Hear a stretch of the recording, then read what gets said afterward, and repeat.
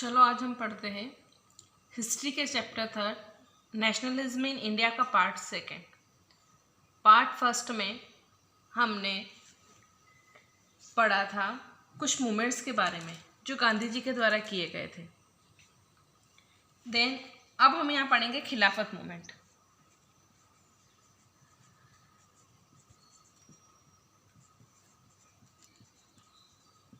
इससे पहले हमने वहाँ पर जलियांवाला बाग पढ़ा था पार्ट फर्स्ट में। अगर हम थोड़ी सी पुरानी हिस्ट्री पे चलते हैं तो रॉयल एक्ट जो कि ब्रिटिशर्स के द्वारा लगाया गया था वो हमें समझ में नहीं आया तो उसको हटाने के लिए हमने जलियांवाला बाग में इकट्ठा हुए कि आखिर इसको कैसे हटाया जाए, हमें क्या प्लानिंग करनी चाहिए। तो वहाँ पर मार्शल लॉ लगाकर जनरल डायर ने फायरिंग स्टार्ट कर दी। अगर फायरिंग स्टार्ट कर दी तो ऑब्वियसली है कि वहाँ के लोग बहुत गुस्सा होंगे, क्योंकि ओपन फायरिंग की जिसमें बहुत सारे लोग मारे गए। तो जब लोग गुस्सा हुए तो उन्होंने गवर्नमेंट के ऑफिस वगैरह पर हमला करना शुरू कर दिया, जिसकी वजह से गांधी जी बहुत ज़्यादा परेशान हो गए। बोले इस तरह से तो हिंसा बढ़ती चली जाएगी। फिर उनको समझ में आया कि हमारी जो कम्युनिटी है वो बहुत छोटी है, यानी हमें हिंदू मुस्लिम को एक करना होगा। हिंदू मुस्लिम को एक करने के लिए वो मिले शौकत अली जिन्ना से।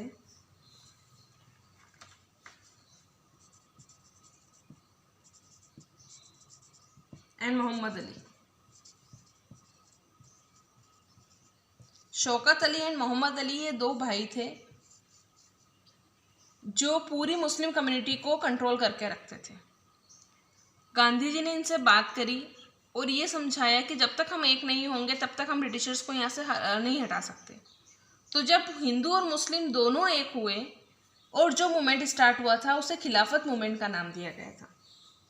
ये था खिलाफत movement. Then after Gandhi ji का सोचना था कि ब्रिटिशर्स यहाँ वर्क क्यों कर रहे हैं, क्योंकि ब्रिटिशर्स यहाँ आए, उन्होंने फैक्ट्री लगाई, फैक्ट्री में हमारे वर्कर काम कर रहे हैं, उस फैक्ट्री के मटेरियल को खरीद रहे हैं, यानी कहीं ना कहीं हम ही उनका सपोर्ट कर रहे हैं। अगर सपोज हम उन ब्रिटिशर्स का सपोर्ट करना बंद कर दें, यानी उनके साथ कोऑपरेट करना बंद कर दें, तो हम उन्हें हरा सकते हैं। तो एक नया मूवमेंट स्टार्ट हुआ जिसको कहा गया नॉन कोऑपरेशन मूवमेंट, यानी हम उनको कोऑपरेट नहीं करेंगे। ये स्टार्ट किया गया जनवरी 1921 में। देन अब इसके रूल्स एंड रेगुलेशन क्या थे। रूल एंड रेगुलेशन सबसे पहले पढ़ते हैं मिडिल क्लास के लिए क्या क्या रही प्रॉब्लम और क्या क्या उन्होंने फेस किया।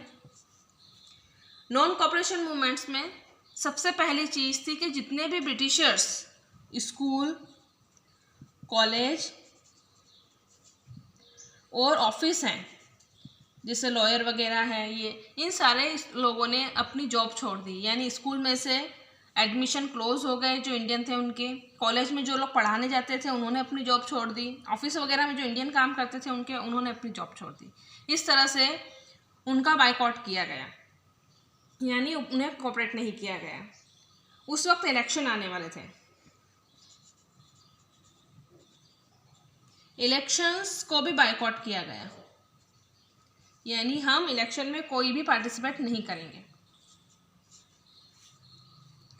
सिर्फ एक जस्टिस पार्टी थी जिन्होंने इलेक्शन का बायकॉट नहीं किया था।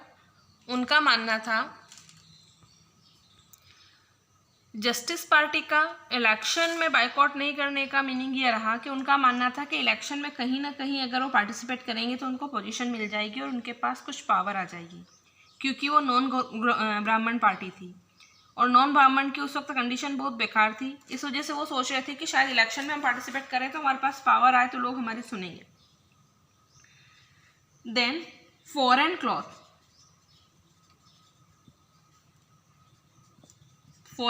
का भी बायकॉट किया गया। लोगों ने वहाँ के बने हुए कपड़े को पहनना ही बंद कर दिया और उन्होंने क्या यूज़ किया, खादी, यानी जो इंडियन कपड़ा बनता था उसको पहनना यूज़ कर दिया। इस तरह से नॉन कोऑपरेशन मूवमेंट स्टार्ट किया गया। अब इसका ड्रॉबैक क्या आता है, यानी क्या क्या प्रॉब्लम फेस करनी पड़ी। ड्रॉबैक क्या क्या रहा। ड्रॉबैक ये रहा कि सबसे पहले जैसे ही स्कूल, कॉलेज और ऑफिस बंद किए गए, यानी उनके यहाँ पर जॉब करना बंद किया गया, तो हम इंडियन कहीं पर अपना वर्क करना स्टार्ट करेंगे। लेकिन वेरी फ्यू इंडियन इंडस्ट्रीज,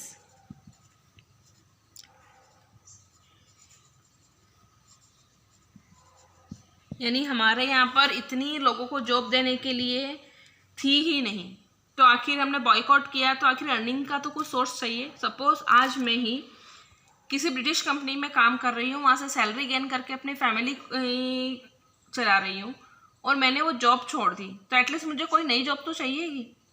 लेकिन इंडियन के पास उनको जॉब देने के लिए नहीं था। फॉरेन क्लॉथ को बाइकआउट किया गया और खादी का यूज़ किया गया। बट खादी बहुत कॉस्टली थी, यानी बहुत ज़्यादा पैसा लगता था, और फॉरेन क्लॉथ बहुत ही कम पैसे में क्लॉथ बना देता था। तो जिसकी वजह से एक मिडिल क्लास खादी को अफोर्ड नहीं कर पा रहा था, और वापस धीरे धीरे उन लोगों ने फॉरेन क्लॉथ पहनना स्टार्ट कर दिया, और लोगों ने वापस ब्रिटिशर्स के ऑफिस वगैरह ज्वाइन कर लिए, क्योंकि उन्हें और कोई जॉब नहीं मिल पा रही थी। अब यही बात आती है किसानों की। अगर बात करें तो किसान लोग जो थे वो कुछ और ही परेशानी फेस कर रहे थे।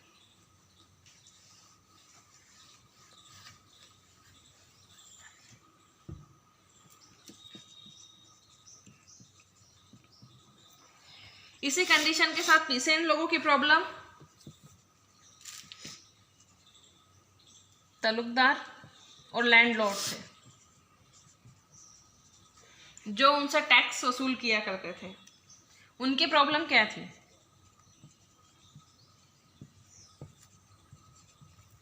टैक्स का रेट जो था वो बहुत ज़्यादा हाई था, यानी उनकी इनकम हो या नहीं हो, उन्हें उतना टैक्स पे करना ही होता था।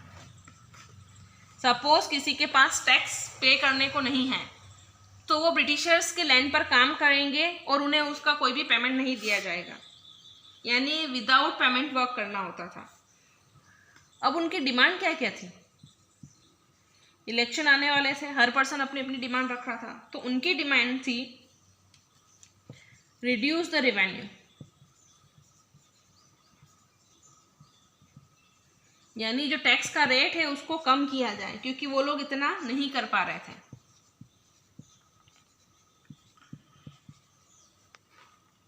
एबॉलिश बेगर पॉलिसी, मतलब जिसके पास पैसा नहीं है उनसे विदाउट पेमेंट वर्क करवाना गलत है, यानी इसको खत्म किया जाए।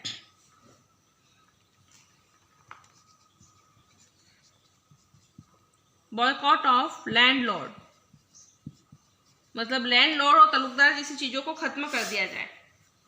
अब इनकी डिमांड कौन मानेगा, क्योंकि इलेक्शन तो ब्रिटिशर्स के थे, हम लोग तो कोई पार्टिसिपेट कर ही नहीं रहे थे। तो इन्होंने सोचा कि क्यों ना हम लोग भी कुछ प्रोटेस्ट करें। तो आखिर इनका प्रोटेस्ट कैसे होगा? इनके पास तो नहीं तो पैसा नहीं पावर। तो इन्होंने प्रोटेस्ट ऐसे किया कि जितने भी बार्बर थे, कॉबलर थे, वॉशरमैन थे, इन्होंने ब्रिटिशर्स के लिए वर्क करना बंद कर दिया। तो इसकी वजह से ब्रिटिशर्स कुछ प्रॉब्लम में आ गए, लेकिन इतना इफेक्ट ब्रिटिशर्स को उसमें भी नहीं लगा। वहीं बात चलते हैं ट्राइबल पीपल। ट्राइबल पीपल यानी आदिवासी लोग जो जंगलों में रहते हैं, वो अपनी लाइफ जी रहे थे, लेकिन उनकी लाइफ काय पर डिपेंड थी? फॉरेस्ट। उनकी लाइफ फॉरेस्ट पे डिपेंड थी, और ब्रिटिशर्स ने सारे फॉरेस्ट को लीगली अपने अंडर में कर लिया था, और उसके बाद किसी भी पर्सन का फॉरेस्ट में जाना आना बंद कर दिया था। कोई परमिशन उनको नहीं थी, नहीं वहाँ से कुछ ला सकते थे, नहीं ले जा सकते थे।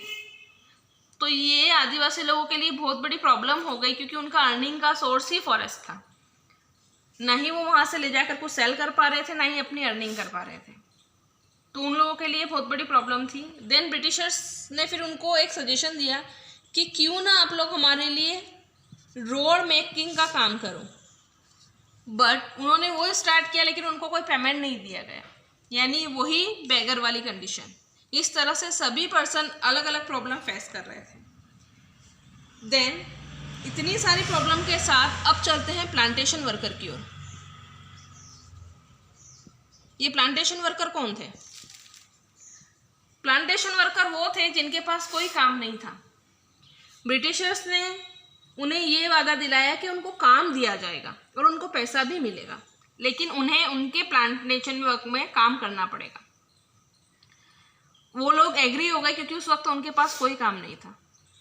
बट इनके प्रॉब्लम, जब ये लोग अपना गांव छोड़कर उनके यहाँ काम करने गए तो विदाउट परमिशन उन्हें वहाँ से जाने का रूल नहीं था। यानी वो अपनी फैमिली से मिले हुए उन्हें बहुत लंबा टाइम हो जाता था। वो विदाउट परमिशन कहीं जा नहीं सकते थे। उनसे उनकी कैपेसिटी से ज़्यादा काम करवाया जाता था। यानी वो लोग बहुत परेशान हो गए थे। देन आफ्टर जब उन्होंने नॉन कॉपरेशन मूवमेंट के बारे में सुना तो उन्हें लगा कि गांधी जी शायद हमारे लिए कुछ करेंगे, हमें गांधी जी तक पहुंचना चाहिए।